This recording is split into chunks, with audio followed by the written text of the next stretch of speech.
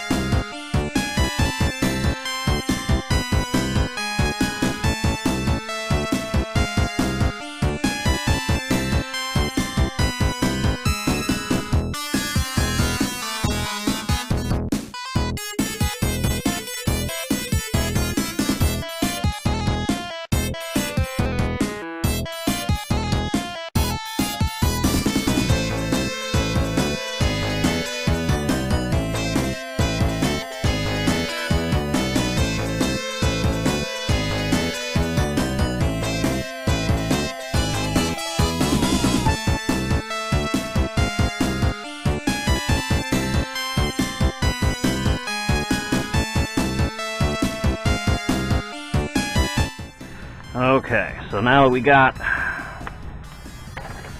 those out, we'll go ahead and get the top ones out. Those are 3 13 mils. I don't think I'm going to be able to get my dealio on there, so I have to use a wrench to get that one.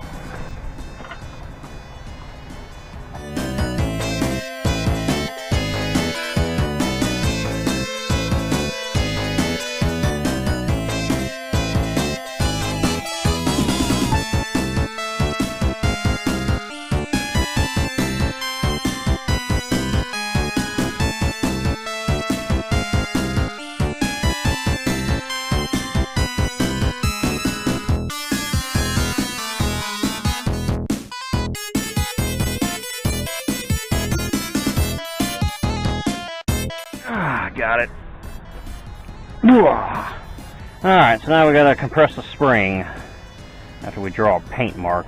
That way we know exactly where the spring goes. Okay, so we got our paint marked. Boom. And now when we do the spring compressors, you want to do this thing on the top so you can get your impact driver on and compress them. And you want to do it like bottom 3, top 3. So that's how we're going to set it up. Bottom 3, top 3.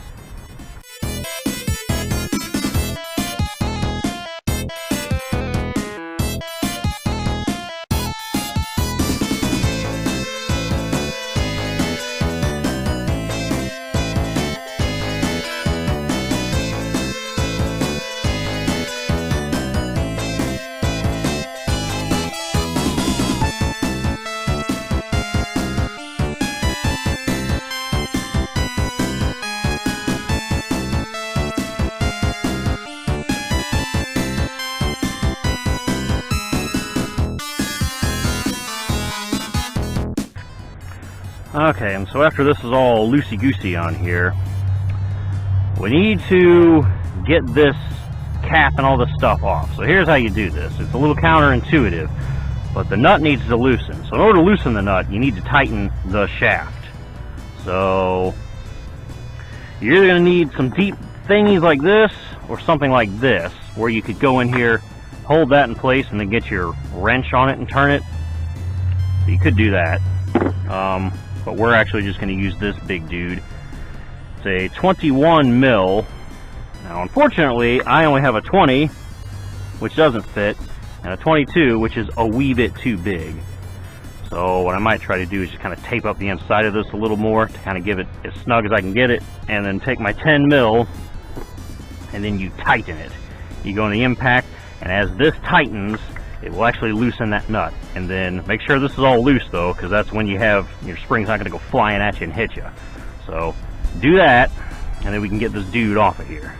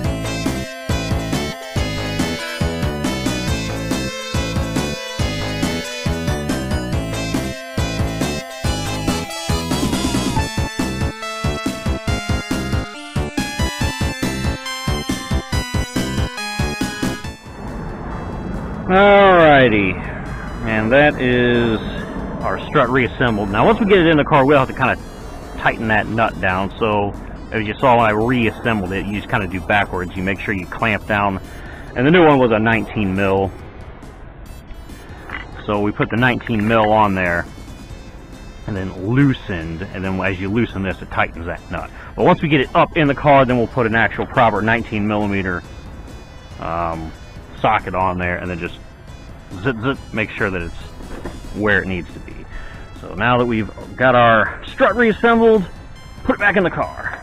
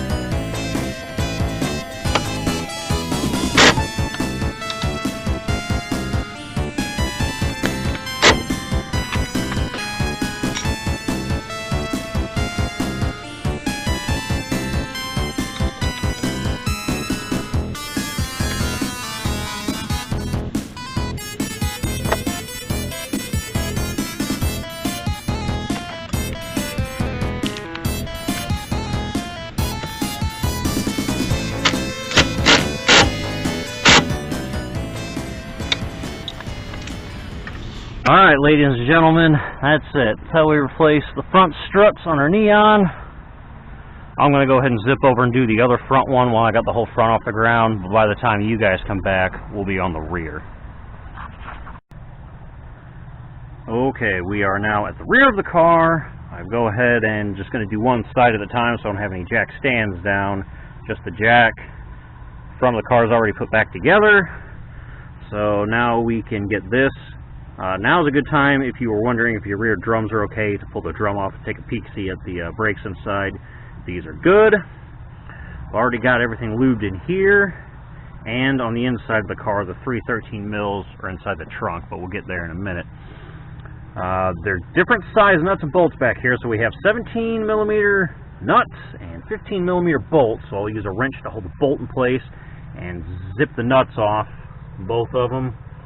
And then we'll go inside the trunk, get the 313s holding the strut in from the top, and then she'll drop down, and then we will be ready to go to compress the spring, and then transplant all the hardware over to our new strut.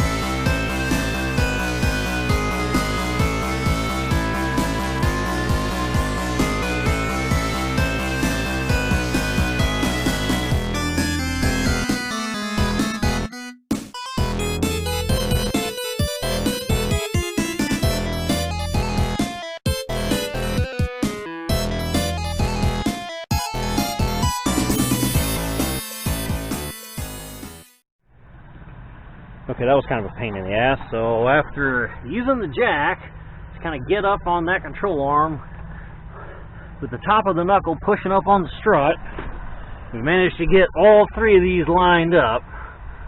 So we'll snug these up and then we'll drop the jack down, put everything, the knuckle inside the strut where it goes, and then put our bolts back in place.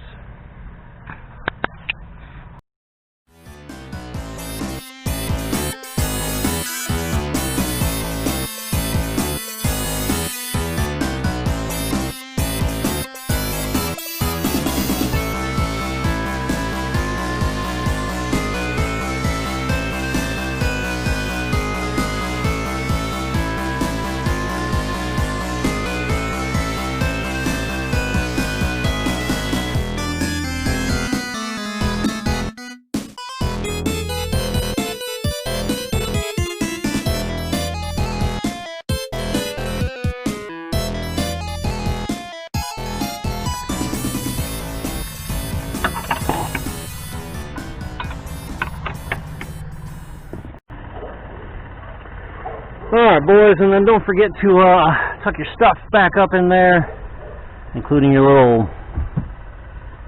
wherever my grommet went. There we go, my little push penny thing. So put that back up. Wheels are torqued back to 100 foot-pounds. That's it. That's how you change your front and rear struts on your Dodge or Plymouth Neon. Real time. Admittedly, the rear is a way bigger pain in the ass than the front, but I guess you got to take the good with the bad. It could be worse. They could be the BMW's rear struts, which is an even bigger pain in the ass than these, believe it or not. Thanks for watching, boys. Peace.